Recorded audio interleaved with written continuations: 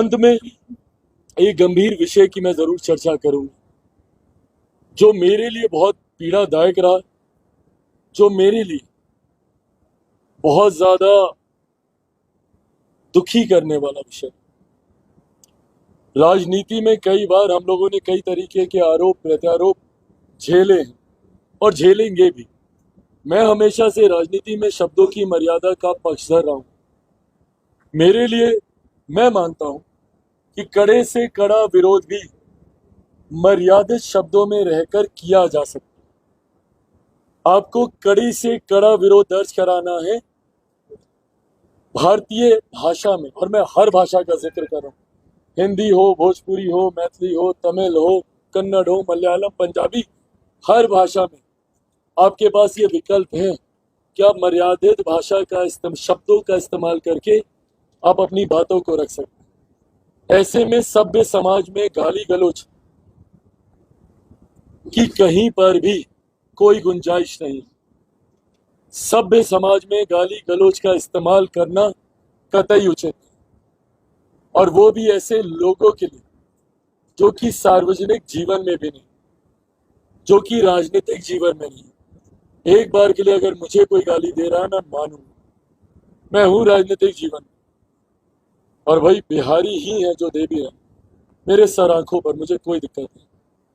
पर हाँ, कोई मेरे परिवार को गाली दे, ये मुझे नहीं लगता कि कोई भी पारिवारिक व्यक्ति इस बात को बर्दाश्त करे।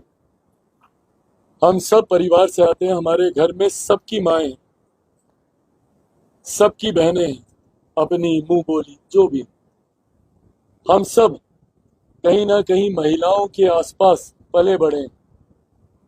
और मैं मानता हूं और हर मन से मैं कहता हूं, महिलाएं आधी आबादी है, सृष्टि की जननी है महिलाएं। महिलाएं ना हो तो ये सृष्टि रुक जाएगी, थम जाएगी। पर कुछ राजनीतिक दलों की आदत बन गई है महिलाओं को अपमानित करना। 90 का वो दशक भी हम लोगों ने देखा, और अब मैं नाम लेके बोल रहा हूं, मैं राष्ट्रीय जनता दल की बात कर रहा हूं। इन लोगों की आदत बन गई महिलाओं को अपमानित करना, माँ बहन बेटियों को अपमानित करना। और यही कारण रहा कि 90 के दशक में जो पलायन हुआ, लोगों ने अपने इज्जत, अपने स्वाभिमान को बचाने लोगों को बिहार छोड़कर जाना पड़ा। और आज भी वही शैली देखने को मिलती, उसी तरीके की भाषा का इस्तेमाल किया जाता, उसी शब्दावली का इस्तेमाल किया जाता, और जिस तरीके से माँ बहन को गाली दी जाती, और वो भी तब जब उनके दल के सबसे बड़े नेता उस मंच पे मौजूद रहते। तकलीफ मुझे इस बात की भी है कि उस मंच पे मेरा छोटा भाई तेजस्वी मौजूद थे। मां सिर्फ वो मेरी ही नहीं, उनकी भी है। जो पारिवारिक रिश्ता है, मेरे ऊपर तो कई बार आरोप भी लगते हैं इसी बात के कि मैं लालू परिवार से मैं बहुत ज्यादा पारिवारिक रिश्ते निभाता हूं। जो है वो है, और मैंने कभी इस बात को छुपाया नहीं। मेरे नेता, मेरे पिता आदरणीय रामविलास पासवान जी का वो संबंध आदरणीय लालू जी के साथ रहा। दोनों समकक्ष रहे हैं, साथी रहे, सहयोगी रहे। बचपन में हम तेजस्वी साथ खेले, वो रिश्ता रहा है हम दोनों के परिवार के बीच। राजनीतिक मतभेद एक तरफ, और इस चीज को उन्होंने भी खूबसूरती से निभाया है, मैंने भी निभाया। राजनीतिक मतभेदों को एक तरफ रखा है, पर भले मेरी भतीजी का जन्म हो या उनके यहाँ इफ्तार की पार्टी हो, मैं हर उस आयोजन में मैं जाता रहा, अलग गठबंधन में होने के बावजूद, क्योंकि मेरे पिता ने ही मुझे इन व्यक्तिगत संबंधों को निभाना सिखाया। पर ऐसे में जब उन्हीं के सामने मेरे परिवार के लोगों को गाली दी जाती है, मैं अगर उनकी जगह होता, मैं अगर तेजस्वी जी की जगह होता, और कोई उनके परिवार को ऐसे गाली देता, मैं मुंह तोड़ जवाब देता, उसी वक्त देता। राजनीति एक तरफ है, मेरे लिए आदरणीय राबड़ी देवी जी भी मेरी ही मां है, और मैं कतई फर्क नहीं करूंगा उनमें और अपनी मां में। मेरे लिए उनका सम्मान उतना ही है जितना मेरी अपनी मां का। मेरे लिए मीसा दी हो या मेरी तमाम और बहनें उनके परिवार की, उनके लिए वही सम्मान है जो मेरी अपनी बहनों के लिए। राजनीतिक लड़ाई मैं राजनीतिक मंच पे लड़ूंगा और डट कर लड़ूंगा, पर अगर मेरे सामने कोई मेरी माँ राबड़ी देवी जी को ऐसा बोलता, मैं मुंह तोड़ जवाब देता हूँ। पर उसके बावजूद वो वहां पर खड़े रहे, सुनते रहे, एक शब्द उन्होंने बोलना जरूरी नहीं समझा। तो ये याद दिलाता है उसी दौर की, जिस दौर की याद लोगों को ना आए। मेरे छोटे भाई ने अपने पिता की तस्वीर हटा दी थी 2020 के चुनाव में। लोगों को जंगल राज की याद ना आए, उन्होंने तमाम बैनर पोस्टर होर्डिंग से अपने ही पिता की तस्वीर हटा दी। क्यों? क्योंकि वो एक नई छवि बनाना चाहते हैं। पर अफसोस मेरा छोटा भाई कभी ऐसे नई छवि नहीं बना पाएगा। अगर उन्हीं के सामने